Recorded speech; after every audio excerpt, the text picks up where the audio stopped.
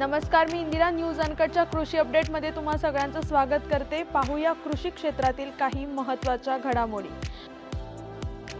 बारामतीत कृषिक 2025 या कृषी प्रदर्शनाच्या उद्घाटन प्रसंगी कृषी मंत्री माणिकराव कोकाटे यांनी पवार कुटुंबियांच्या कृषी क्षेत्रातील योगदानाची प्रशंसा केली।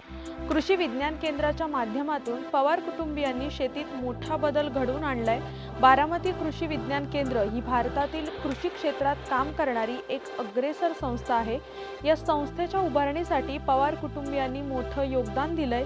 येणाऱ्या काळात कृषी क्षेत्रात बदल झालेले देखील पाहायला मिळतील असा विश्वास त्यांनी व्यक्त केलाय। नांदेड जिल्ह्यात सततच्या दुष्काळामुळे अडचणीत आलेल्या शेतकऱ्यांच्या आत्महत्यांचे सत्र सुरूच आहे। 2024 मध्ये जिल्ह्यातील 167 शेतकऱ्यांनी आत्महत्या केल्या। शासनाकडे या आत्महत्याग्रस्त शेतकऱ्यांच्या वारसाला देण्यासाठी पैसे नसल्यामुळे मागील 4 महिन्यांपासून 90 प्रकरणात वारसांना छदामही देण्यात आला नसल्याची बाब समोर आली आहे। सततचा ओला किंवा कोरडा दुष्काळ, कर्जाचा वाढणारा डोंगर यामुळे शेतकरी आत्महत्येचा मार्ग अवलंबत आहेत। भारतीय कांद्याचा सर्वात मोठा आयातदार असलेल्या बांगलादेशने कांदा आयातीवर गुरुवारपासून 10% आयात शुल्क लागू केलंय। परिणामी कांदा निर्यातीचे कामकाज पुन्हा अस्थिर होण्याची चिन्हे असून कांदा उत्पादक शेतकरी व निर्यातदारांची डोकेदुखी वाढली आहे। बांगलादेशातील उत्पादित कांद्यांची देशांतर्गतची निकासी व्हावी या उद्देशाने बांगलादेशच्या राष्ट्रीय महसूल मंडळाने कांद्याच्या आयातीवरील 10% आयात शुल्क लागू केले।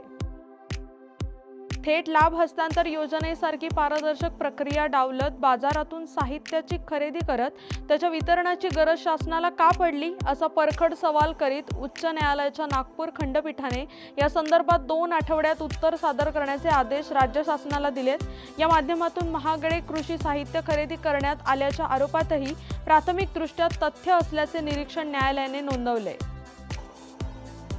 महाराष्ट्र शक्तीपीठ महामार्ग प्रकल्पास जेथे विरोध होत आहे तेथे नव्याने आरेखन करण्याच्या सूचना शासनामार्फत महाराष्ट्र राज्य रस्ते विकास महामंडळास देण्यात आल्यात। सुपीक व बागायती भूभाग टाळून नव्याने आखणी करण्याबाबत सूचना देखील करण्यात आल्यात। या महामार्गासाठी 9385.36 हेक्टर जमीन संपादित करण्यात येणार असल्याचे सार्वजनिक बांधकाम विभागाचे म्हणणे आहे।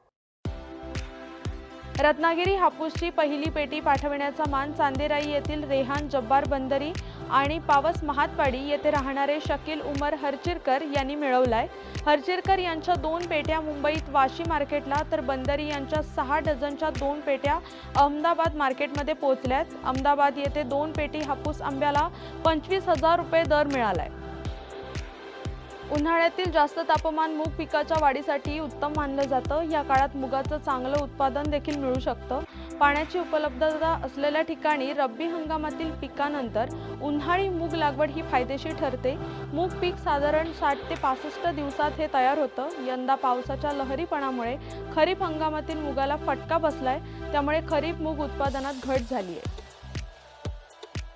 जिल्ह्यात रब्बी हंगामातील कर्ज वाटप सुरू होऊन 3 महिने उलटलेत। या 3 महिन्यात जिल्ह्यातील बँकांनी अवघे 21% पीक कर्जाचे वितरण केले। उर्वरित 3 महिन्यात बँका किती उद्दिष्ट गाठणार हे पाहणे औत्सुक्याचे ठरणार आहे।